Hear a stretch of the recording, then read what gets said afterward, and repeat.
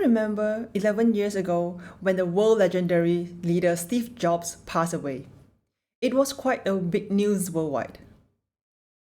There were a lot of discussions going around when his successor Tim Cook took over his position as CEO at Apple.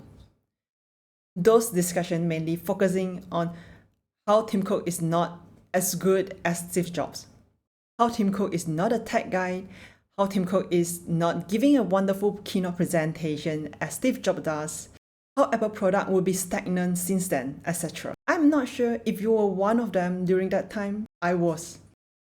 What a shame. And 11 years later, today I am reading about Tim Cook that is so influential. Tim Cook has a very different personality from Steve Jobs.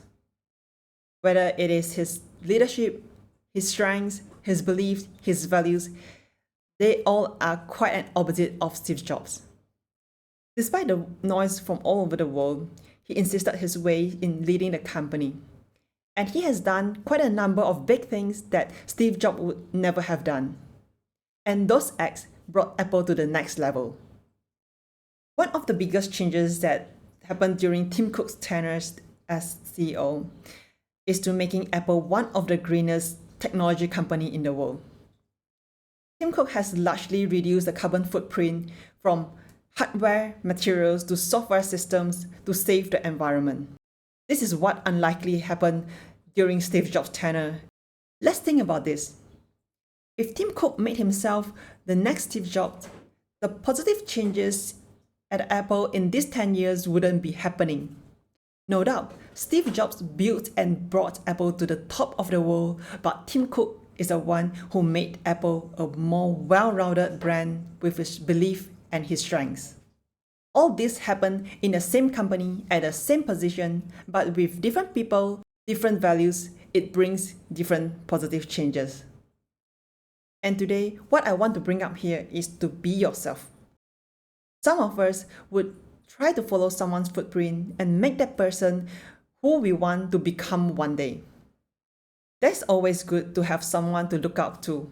That means we will be motivated when we think or we see that person. However, the key here is not to become them. We all are unique individuals. We have our own strengths, which we might have already known, or some yet to be discovered. And that is our responsibility to discover, and that is a process. Here I have a few questions for you to ask yourself to kickstart your self-discovery journey. What comes so natural to me that I don't have to do it purposely? What are those you have done that people appreciate? What are the attributes that you look for or expect in others? And what we could do with these strengths? Here is a simple practice that we could do to see how this can help us in our career.